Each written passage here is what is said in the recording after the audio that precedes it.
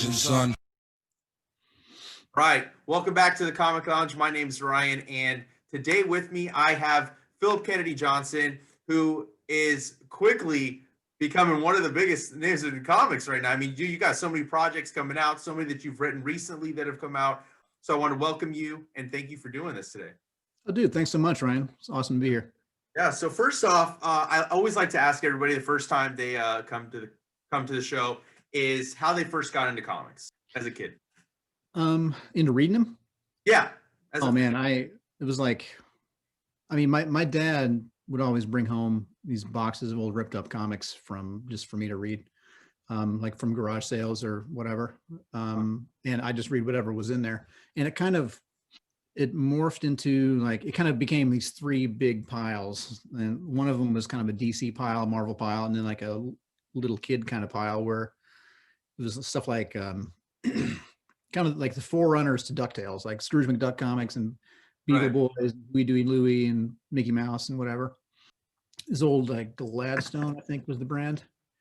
But anyway, so I read those, and then Spider-Man stuff. The Marvel stuff was mostly Spider-Man team-ups, and then there was this gigantic pile of Batman and Superman and other DC things, like old Batman family, like big fat anthology type books.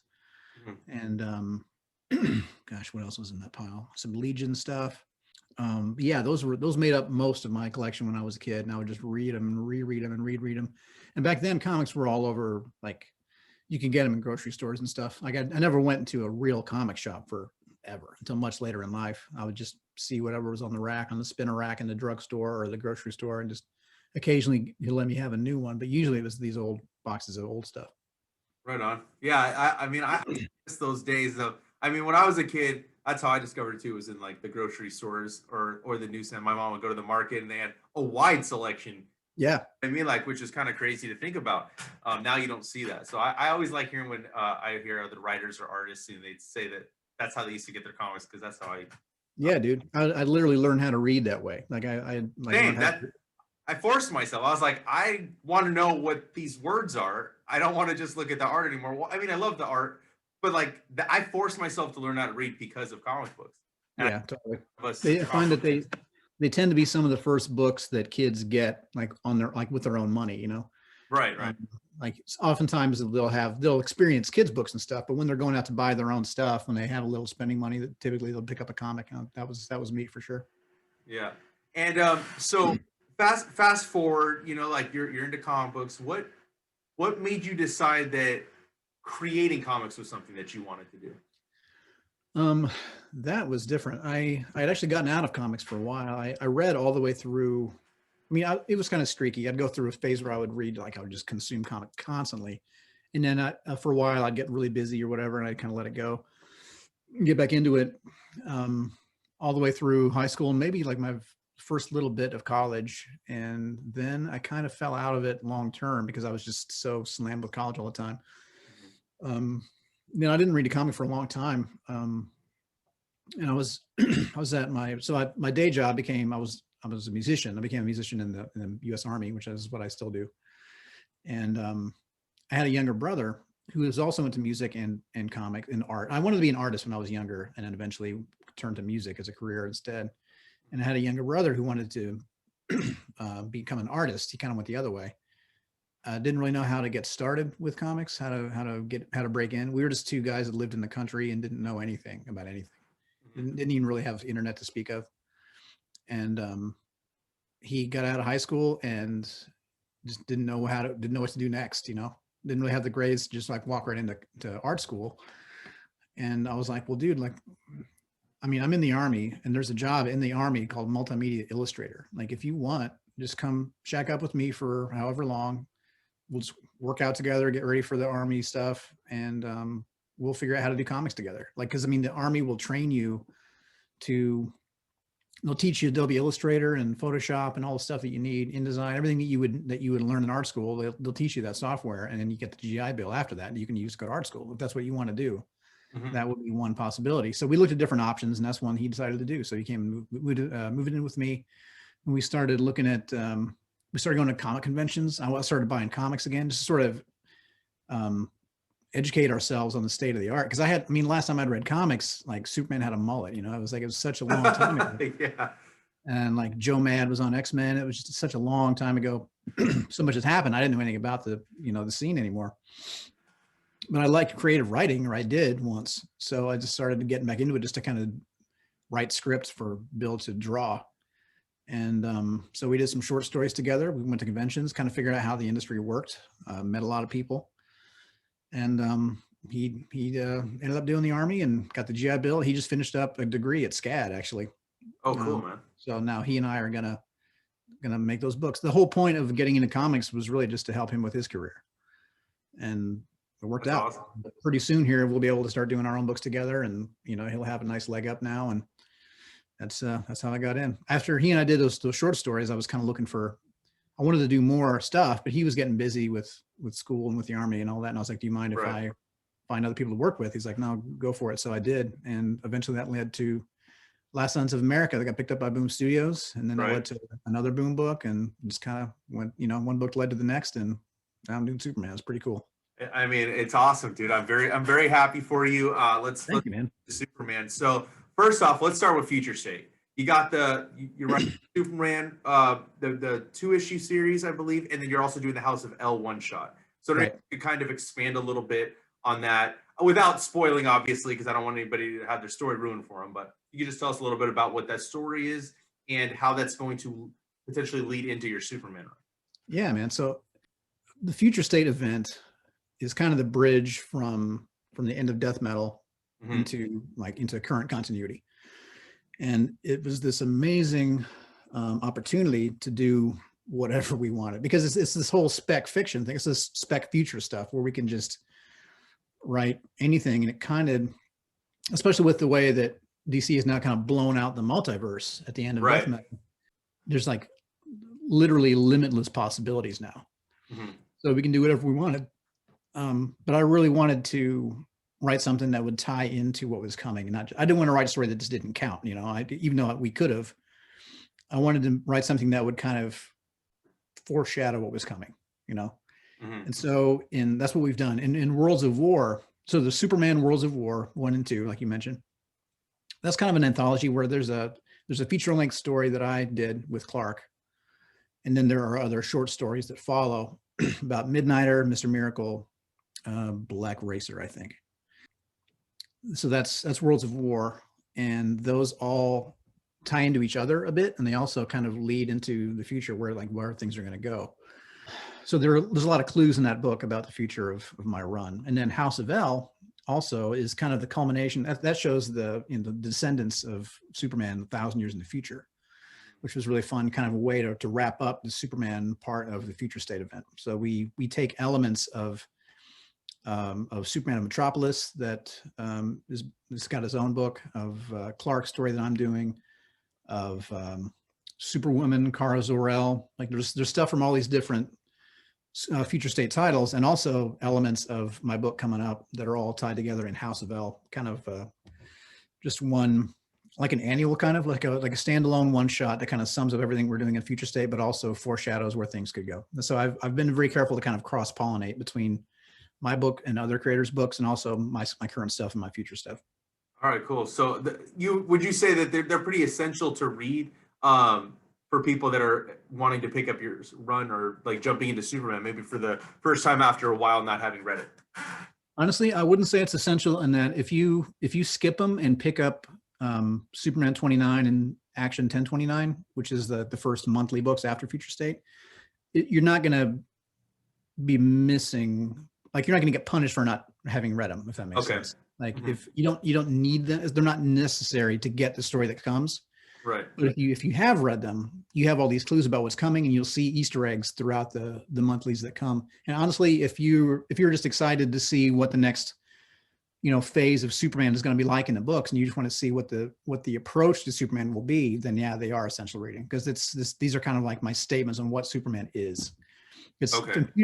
Worlds of War is kind of like my mission statement on Superman. And then House of L is kind of a different take on it. It's also kind of a mission statement. It's like a look back on 1,000 years legacy of what Superman has done and who his people are, But Worlds of War, I'm really proud of these books, man. I really hope people pick them up. I'm trying to make every issue of the monthly run as good as the Future State books turned out, because they turned out just slamming good. This is one of the books I'm the most proud of ever. I mean, you got Mikel Yanin on that. I mean, I love it. I love his art. I think it's fantastic, and like that's one of the titles I was very excited to check out before they even were announced as the writer for Superman Action. And then I think the minute I got the email from the press, I was like, I got a fucking message. I got to message him. I got to talk to him about it. Oh, thank you, man. Yeah.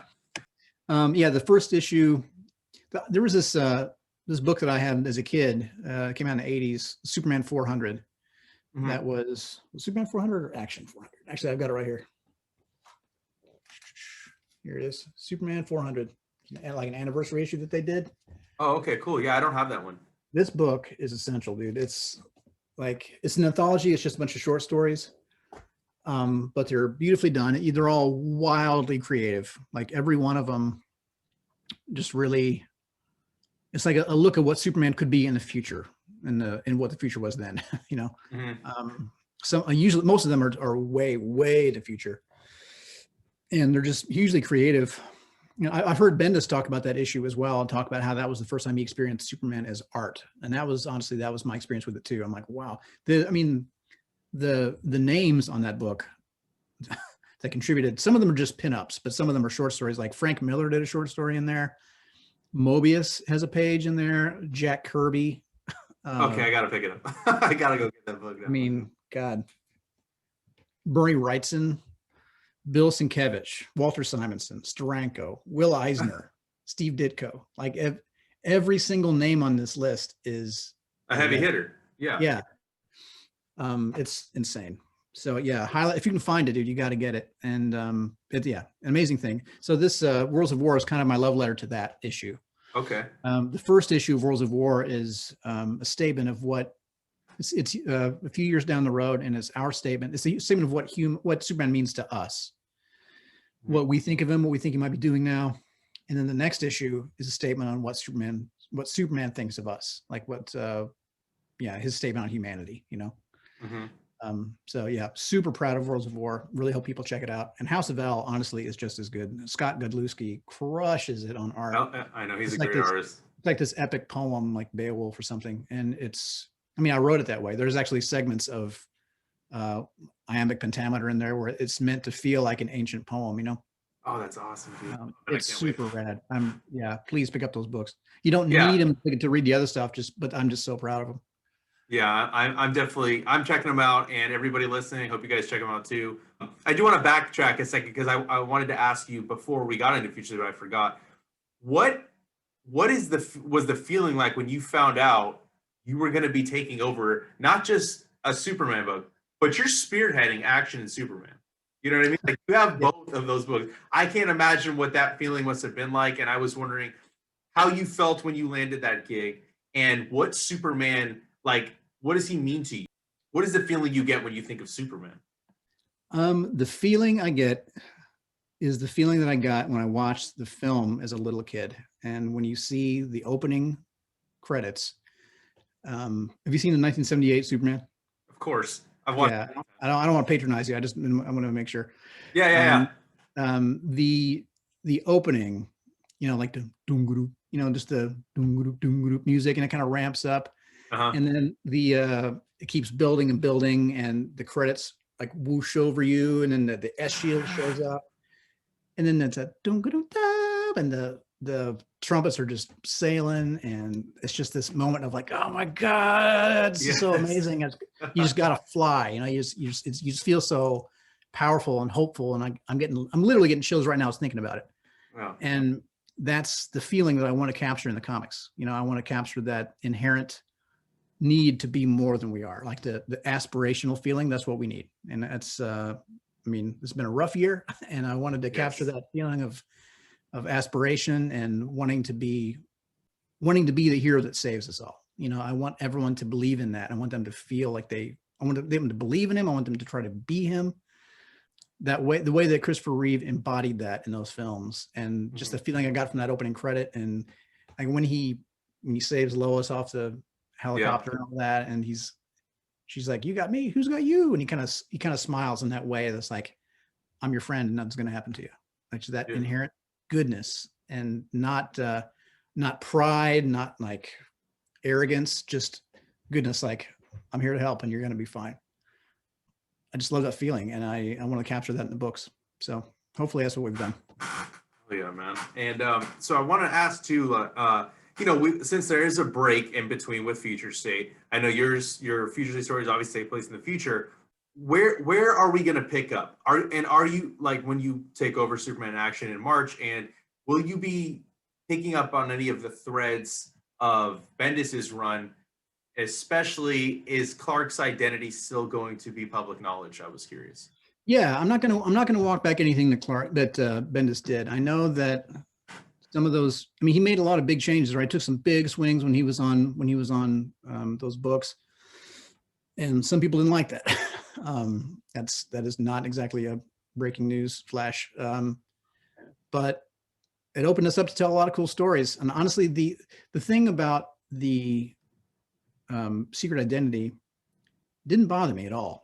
I know some people were like, "Oh, you're changing everything." Anytime there's going to be a big change in a beloved character, people are just going to get pissed, and I totally understand why. I'm not belittling that at all. I totally get it, because you know what Superman is, and you don't want him to change. You want him to be like this evergreen thing, and he is anyway. But when I was a kid, Superman and Lois were not married, and that would have been a huge thing. I remember, like, at least maybe I was just reading all the old, really old books, but I always saw them as, Lois liked Superman and Clark liked Lois, and Lois wasn't into Clark. She was into the big jock dude. And Right. honestly, I kind of thought that was lame. Like, I was like, Lois, I don't think that spoke particularly highly of her. Mm-hmm. And I didn't really like that, the way that all played out. So, but then when he revealed his identity, I remember when that happened, and people were upset about that too at the time, because that changed everything. You can't walk that back. I mean, they did, I guess, at some point, but it's in the movie. Yeah. But yeah, it didn't bother me at all. And then it's sort of it fixed that issue that I always had with Lois. I'm like, I don't know why you're into her. She's so lame. Lana Lang's so much better.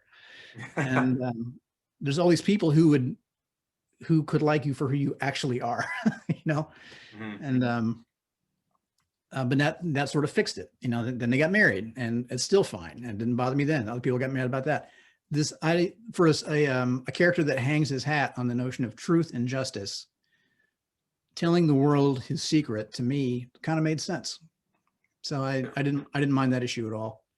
I know a lot of people are mad about John being older now too, and I totally get that too, because I loved John as a kid. It was really fun to see him and Damian running around, so different, but yeah, that was a super cool vibe. It's cool to have a Superboy around. I mean, he's still sort of Superboy, but it's not like he was. And I understand people are mad, but the thing is, I feel like it's really important to continue with the story that we've been given. Like, Mm-hmm. as much as people are pissed about it, it does give us opportunities to do stories that we could not have done without John, or with John as a very small kid. Like, there are Right. issues that we can deal with now that he is this way. If I immediately just flipped it back and made John a kid again of some magic crap, like some One More Day situation, Mm-hmm. that would have been a huge mistake. I mean, I made an analogy to the Star Wars films recently, the most recent trilogy, where we had two directors handling a trilogy. We had J.J. Abrams doing 1 and 3, or 7 and 9, and Rian Johnson doing the middle one. Both extremely capable directors with very forceful visions of what they wanted Star Wars to be, but also extremely different, right? And Right. I feel like JJ could have made a killer trilogy if it was all him. Rian Johnson could have made one just as good if it was just him. But when Rian Johnson stepped in, he kind of undid a bunch of crap. Right. Like episode 7 is like, here's the creepy Snoke. We don't know who he is, and he seems like he must be a big deal. And then Rian Johnson's like, nope, dead. It doesn't even matter who he is. Yeah. The mask, don't need it. Now he's got his face off, and then there's this big, who is Rey? It's this big mystery. Like, we see the ship going away. Oh, she's got this secret, secret destiny. nope, you're just some schmuck. It doesn't matter at all. Yeah. Those are big changes. The end of saying that the force is for everyone, basically at the end, where they got the random kids, which I thought was really cool. Like I now like that. Yeah. you know, there are a lot of really cool aspects of both visions. So Ryan Johnson, undid a bunch of crap, and then JJ flipped it all back and like made Snoke more important again, and now there's the mask again, and now Rey's important again, and Yeah. so now we've got this trilogy that kind of doesn't make sense. So I don't know. To me, that was a huge missed opportunity to make something cohesive and great. I agree. And I am not going to do that. So Yeah. I could just come in and be like, well, I like Superman like this, and I'm just going to completely flip the script and do it. And I'm not going to do that. And even if I didn't respect Bendis as like a legend in the industry, like Bendis is one of my legit heroes in Viz. Like he's done amazing. He created Miles Morales, man. Like he created Power, which is an incredible series. All of his Jinx World stuff, the stuff he did for he made New Avengers. He made Avengers so great. Oh, like I agree. He did, like he just crushed it. I've got like 40 pounds of his books in my office. Same. I have a lot of his comics. I mean, I have so much respect for that guy. So for me, I mean, for people trying to rile me up and get me to talk shit about him, like it's just not going to happen. And to say that I'm going to, I would never consider undoing anything he did in his run. Besides, and even if I wanted to, I mean, and it does give us a lot of opportunities to do cool stuff. I mean, the comics are all about the kind of the illusion of change anyway. There's a very good chance that we will see John Young again someday. Or even a Superman without a son. Like anything could happen where like the new Superman of this continuity suddenly doesn't have kids anymore, or John dies, comes back, or that's just kind of how comics go. I think there's a great chance to see John Young again, but to just immediately flip that switch, I think would do a real disservice to the book. Oh, I agree. I would say like I kind of miss the adventures of like John and Damian when they're younger. I didn't mind him being aged. It didn't really bother me too much. I thought it was kind of a cool way to have a Superboy and Legion of Superheroes. Exactly. I thought that was dope. And I wasn't saying so much you to undo anything. I was thinking more of like, are there certain threads you do want to pick up on? And the reason I asked about the identity was also because at the end of Death Metal, we're given this new DCU, but there's no answers on like what has changed and what hasn't changed. So I was just wondering if that might have been something that DC wanted to revert back to, I see. going forward. Yeah. No, I didn't mean to suggest you were saying I should change John. I guess I'm triggered now. Like it's okay. Like people ask that question so much. Like, so what are you going to change? Are you going to change back to? You going to change Clark? You going to change John? Yeah. Well, the John thread is a big one. John's going to be very prominent. Like I know at the very end of Bendis's run, John goes back to the future, but it also kind of makes it, there's kind of this open door where John can kind of come back whenever, right? Right. So John's going to be around in a big way, and in at least one of the two series. Well, in both really, he's around. So that he's really important. And the fact that John is now kind of the center of the universe / timeline, the fact that he, basically created the United Planets, and that he is so important to both timelines makes him really important. So that's a thread that needs to get explored, I think. The fact that everyone knows who Clark is now, I mean, that's hugely impactful on Future State. Like that's the point of one of the two issues of Worlds of War. We get to see what Smallville looks like. Imagine Smallville years after you find out that Superman went to high school there. So we're going to see Smallville and how that's changed a few years later, and how that's affected all the people that knew him back then. So yeah, it definitely there's definitely an impact, and everything that I do kind of develops from the themes that Bendis introduced. Okay, cool. And then the first, it's a 2-issue arc, right? The Golden Age, I believe it's called. Yeah. So I'm kind of projecting. I'm looking at it as kind of like a prologue to your run, because you're like, this is like the beginning of everything, and it's a 2-issue little small arc. I was wondering if you could kind of expand on what the first arc is going to entail without ruining it. I don't want you to ruin anything, but if you could just talk about that and kind of what your plans are moving forward, and how far out you kind of have planned stuff. It is a prelude. So yeah, you're right about that. And at least that's how I approached it. Because we wanted to do, like when we were kids, sometimes like Batman and Detective or something, it would go, like they would tie together. So you had to buy both books all the time. this is not that. It's going to be, there's going to be a Superman arc and a action arc, but the Golden Age is where that diverges. So it starts with Superman 29 and then Action 1029. That's the only arc I'm doing that crosses over. Okay. So it's a 2-issue arc that does kind of introduce, this kind of sets up both arcs that follow in each individual book. Kind of the cool thing about how I'm getting started. Okay. Like when, have you read the Scott Snyder Batman stuff? Yes, all of it. I love that series, especially the early stuff. And you just associate, I mean, Scott's also done stuff with other artists. I mean, his Jock stuff is also really iconic, and he's worked with other great artists on Batman. But I always kind of associate his Batman with, oh my God, Greg Capullo. Yes, right. They just, that's what Scott's Batman looks like, you know. I agree. That is not the case with my stuff, because now I've got Worlds of War with Mikkel. I've got House of L with Scott. I've got Scott Godlewski. I've got Golden Age with Phil Hester, who's like the classic take on Superman. He's got this really classic, streamlined, old school kind of approach, and he uses shadow on almost like a Mignola is not the right analogy, but just like the heavy shadow. I would say similar though. That's not a bad comparison, actually. Yeah, like just like the angular look of things, but also much more streamlined and beautiful than Mignola's like that primitive look. And but there's not a lot of, you know, like cross hatching and that kind of stuff. Like he just has such a classic approach to his shading and just the way he builds shapes. Super distinctive, like very stylized and very unlike other DC artists. So I've got all these little arcs, and the upcoming Superman run is also not as long as my first action arc is going to be. Like everything's kind of its own little things. You're going to get a different take from me with all these short little stories with different artists each time. And I changed the stories a lot depending on who I was working with. I wrote a story specifically for Phil Hester to draw. If I was writing for anyone else, I would have written it completely differently, just because of his strengths. So I'm kind of okay with it. It's not like Scott's jumping on point where it's like, boom, here's what Batman's going to be like for years. Right.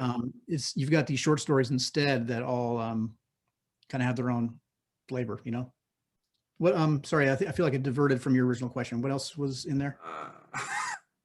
How they're going to be different or something?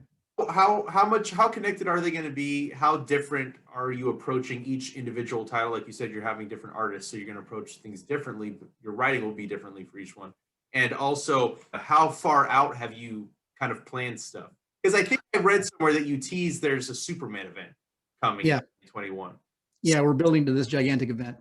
Okay, so I mean that's also very exciting. I think I told my brother Superman's his favorite DC character, so I was telling him, I was like, dude, you have to check this out. And I think I sent him a link to one of your interviews or an article that it was about. I'm like, dude, read this and it'll make you excited. It got him all amped up to read Superman again because he hasn't been reading Superman for a little while now. So. Yeah, but yeah, I'm glad he's excited. I will say that I think Bendis did a really great job of humanizing the character and spent a lot of time on his supporting cast, a lot of time. And it was very well done. And we got a very clear sense of who Perry White and Jimmy Olsen, Lois Lane, and all those, you know, Cat Grant, all these characters that we have known forever. We got a very clear picture of who they all are. And I think that's great. And who Superman is and how the John stuff affected him. I do feel like we spend a lot of time in the Planet now, in the Daily Planet, and now I think it's kind of opened me up to go the other way, where now I can focus on the super and Superman and go just as big and epic as I can. And that is what we are doing for sure. Like it's nuts what they're letting me get away with. I'm not going to be writing both titles for a super long time. Like I'm doing both titles for a while, but it's all kind of funneling into this one crazy event that we're doing. So on one of the series is more about the relationship between Superman and John. And the other one is more about Clark himself and this big thing that's coming, if that makes sense. And that's kind of you asked about the Golden Age as well, what that's about. It's the prelude. It's very much about Superman and John together, about the relationship and how it's about to change. And you brought up the supporting cast and how Bendis utilized them pretty heavily. Will you be utilizing them? Which characters are you planning to utilize in terms of supporting cast besides John? And or are you going to be creating some new supporting cast characters that will be more of a focus? I am, honestly, I'm not using the old crew that much. Like Okay. there are going to be backup stories that do use them a lot. So it's not Okay. like you're never going to see Jimmy for the next 2 years. I guess that's not the case. There's going to be stories that involve the rest of the cast, so you'll still see him around. In the main storylines, I'm taking a very different approach, like a bigger epic sci-fi kind of approach to what Superman is and can be, even like a horror approach in one of my little stories. Okay. And that stuff does not involve the planet very much. And if I was going to involve Jimmy or somebody in a story like that, it wouldn't make any sense. Like you'll see when you read it, but it's the kind of thing that takes place. You need new characters for what I have in mind. So I'm introducing new characters and a lot of my stuff that's coming. Awesome, man. Before we get into, I wanted to ask about another project that you're starting that's coming out soon as well. But could you just give us your final thoughts, a couple maybe teases to get people amped up for your upcoming run on Superman in Action? I think that as a writer, kind of my true north is that I have to remember that. Okay, well, two things. I'm constantly trying to capture that feeling from the beginning of that movie. Mm-hmm. I really want to give people that feeling of like chills, like I want to be that, that's constantly what I'm trying, as I'm chasing that the whole time I'm writing every page. And the other part of it is trying to remember constantly that his powers are not the point, that the powers are there to illustrate how incorruptible he is. And that I want to show them somebody with absolute power that has not been corrupted, absolutely, like the cliche says. Like this is Right. someone with absolute power who uses it with absolute compassion and humility, that does the right thing and makes us want to do the right thing. That's what we illustrate the power for. I mean, the power is there to illustrate that he's still the good person underneath, Mm-hmm. But that said, this stuff that we're doing coming up is going to be the most epic Superman you've ever seen. Oh man, I can't wait. I'm so amped right now for the book. Thanks, dude. I can't wait to read it. So that leads me to talking about your other project that's coming out also in March, which is Alien, with Salvador Larroca. The preview pages look amazing. I'll be honest. I've probably seen bits and pieces of Alien, the movie. So I don't know a tremendous amount. I know I have a basic knowledge of it, but I was wondering if you could. Well, first off, if you could just kind of talk about how that project came about. Did you approach them when you found out they had the license, or was it vice versa? Or how did this whole thing come about? I reached out to them. I assumed they already had a team put together. I mean, because I saw the pages go up with everyone else. I saw the David Finch covers of Alien Predator. I was like, oh my God, this is going to be so rad. Yeah. And I was so excited about it. I reached out to my Marvel Zombies Resurrection editor, Jordan White, and I was like, dude, you got to put me on this book. And I assumed it was going to be like a Conan thing where they introduce the main book and then do the other spin-off series after that if it's successful. I just assumed I would be getting one of the other ones that came up later because I just figured they had another team already. But Jordan was into the idea and passed it on, and I got word later that somebody else that I was already being spoken about as a potential writer for that book. So it was kind of went both ways. Cool. They were already talking about me as a possibility, but then I reached out and just like kicked the door open. I was like, give me this book. Like, nobody move. Like, you don't even know what a huge fan I am of the series, like how much I know about this crap. Like, ask me anything right now. And they went for it. And they're like, yeah, dude, do it. And so I'm doing it. And I am bringing a lot of knowledge of that franchise to bear. So awesome. I'm mad stoked for it.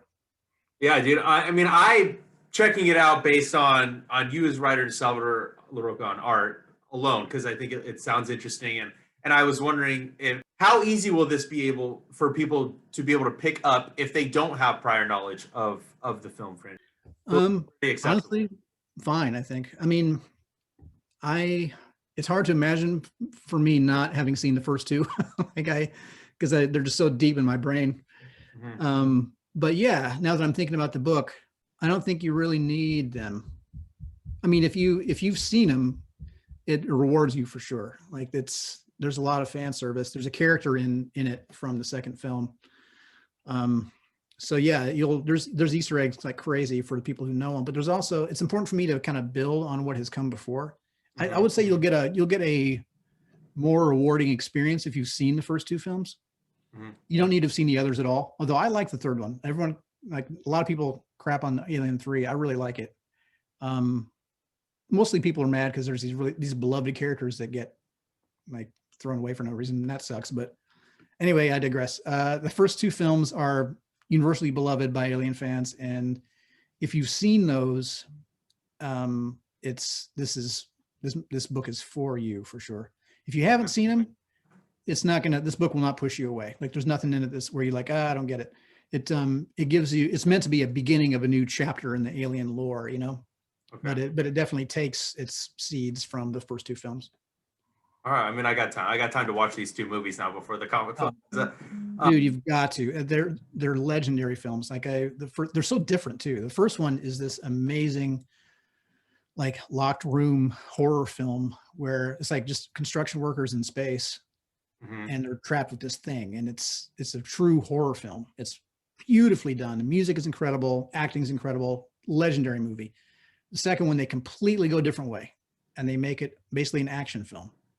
Oh, okay. And one of the best action movies ever. And it's still got horror elements for sure, but they just develop a lot of the same ideas. They take a lot of the ideas they introduced in the first one and they blow it out way bigger. And they introduce the Space Marines and this big, like epic horror action thing that's just as good as the first movie, but just completely different. And then each one after that also kind of has their own identity. But those first two are just chef's kiss. I guess got to watch them. All right, yeah, I'll check them out for sure. And how long or how much do you have planned for this book? It's I'm pretty sure it's being labeled as an ongoing. I didn't say like one of whatever. Right. How far out have you planned for this book going forward? I'm not sure if they let me say. I can't say what we've committed to making now. Okay. But I can say, like, if they told me, hey, do you want to work on this for the next 2 years? I've got stuff for that whole time. Oh, nice. Okay. All right, cool. Like that's not a spoiler that we're doing 2 years worth of books, like with just me as a writer. That's not, but it's if that's what they decide to do, I'm here for it. Now I want to go watch the movies, and I'm definitely gonna check out either way. I'll check the book out, but I'm gonna watch those too. They hold up so well. I mean, sometimes you see, because I mean, they made them around the same time as like the Star Wars shit. Like, you can't believe how well it holds up. I mean, certain films just have that. I mean, like you were talking about Superman. No matter when I watch that movie, how many times I watch it, it still holds up. It still gives me that same feeling inside that I had when I was a little kid and I watched it for the first time. Same thing with Star Wars, the original Star Wars. I prefer the original over the newer stuff, So I'm definitely stoked to check out those movies. I do want to ask, what else do you have coming out? I mean, I know you're working on Alien, you're working on Superman Action, the Future State stuff. What else do you have currently that you're working on? And is there any other projects haven't been announced that maybe you could just give us a little tease for? Yeah, let me see what I can talk about. Well, Kill a Man is on shelves now. That's a graphic novel that I recently co-wrote with Steve Orlando, illustrated by Alec Morgan, about an MMA, like a LGBTQ mixed martial artist. And I'm very proud of that book. As a story that's very important to Steve and to me. That's out now. There's another big series that's coming later this year that I can't talk about yet, but it's another prominent thing that I'm very proud of. I think it's going to be really fun. And like I'm really proud and just gratified that I've kind of become like the world building guy. Like when they want somebody that spends an insane amount of time fleshing out a world, right? They'll give me those shots to do that, and because that's why I love comics. Like it's just this unlimited budget to do whatever on the page, and I just love going super big and just inventing cultures and languages and religions, and that's my jam. So this next series that I'm doing also taps into that. So I'm very, very fortunate to get to do that. I'm doing a kid's book that's unrelated to any of this. That's just with a friend of mine, a guy, Dustin Mollick, an illustrator who he and I used to do a webcomic together, and he was the colorist on Smoketown that I did for Scout Comics a long time ago. So yeah, we're doing a kid's book called Arlo and the Moon Dragon, and that's still coming together. Cool. I think that's all I can talk about right now. All right, cool, man. And I get it. I don't want to get you in trouble. I know that, sometimes you have to be very careful, especially when you guys are signing contracts and stuff. Yeah, totally. Oh, and the last Talk about. issue, the last issue of The Last God comes out this month also. Oh, that's So right. And are there plans to maybe do some more of that? Or do you? I'm sure you have more stories. I mean, you built out an insane world. You had the guidebook, all that stuff. So, uh, yeah, man, we could do more of that anytime. Now, I mean, Ricardo and I are both like slammed for a while now. Ricardo being the artist, for anyone who's not who's listening. Um, yeah, I mean, there are definitely stories we could do. There's no like print date or anything for the next book of the Fellspire Chronicles, but the stories are there if fans want them. So, I mean, sales have been pretty good, and Ricardo I know is interested, and I'm interested. So if people want more, I'm sure we'll do more. And I predict yes. all right, cool, man. That's good. That's good to hear. I do want to ask too. Like you spoke of, like, you're a musician. You're in the service. So I was wondering how much of that influences your writing and your creativity.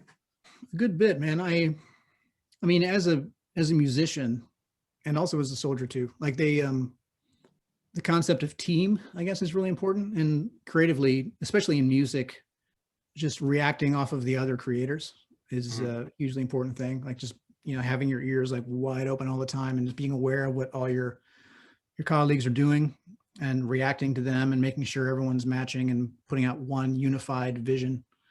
Um, that's been that's been key, and trying to be a good collaborator in comics, like trying to react to what the artists are doing. Like I don't understand the approach of just writing a script and sending it and just being done with it and then they do whatever. Like I really prefer to interact with the artist a lot.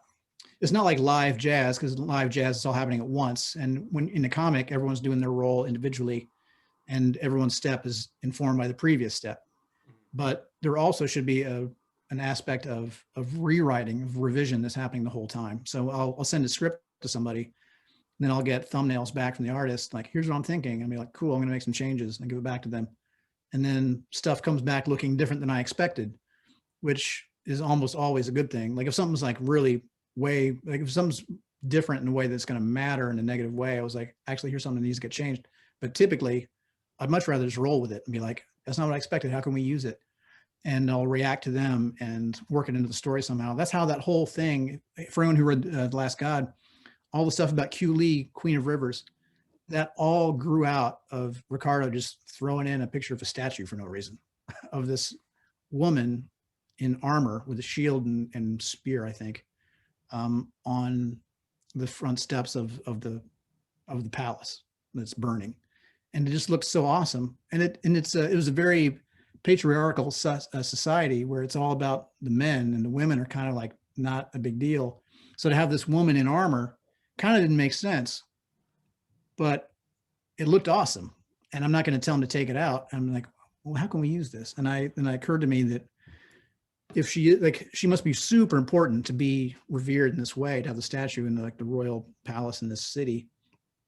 And so I just made up this whole mythology around her. And now potentially we have arcs of stories about this character. And that's all just because we worked well together. We just tried to work off of what the other person was doing. And that's key. And music taught me that. And also military to some degree. Like there's also, I mean, the very first thing they teach you in basic training, even if they don't say it out loud, is like everyone relies on each other. And you're constantly, every little thing you do throughout your day revolves around serving the team and not your own needs. And I think both of those disciplines have helped me in comics for sure, and just as a creator in general. Before we get out of here, I do want to ask where we can find you online for everybody listening. Your social media stuff, all that, and then I will also drop those links down below in the comments. Thanks, man. I'm at phillipkennedyjohnson.com, 2 L's in Philip. I'm on Facebook under my full name, Twitter at Phillip K. Johnson, Instagram, Phillip_Kennedy_Johnson. And yeah, dude, look me up. Awesome, man. And again, thank you so much for taking time out to talk to me. It's been a pleasure, and I would love to do this again sometime with you, man. Dude, totally. The books come out really soon. Let's do it again. All right, cool, man. All right, have a good one, and I'll talk to you soon. Hi, brother. You too.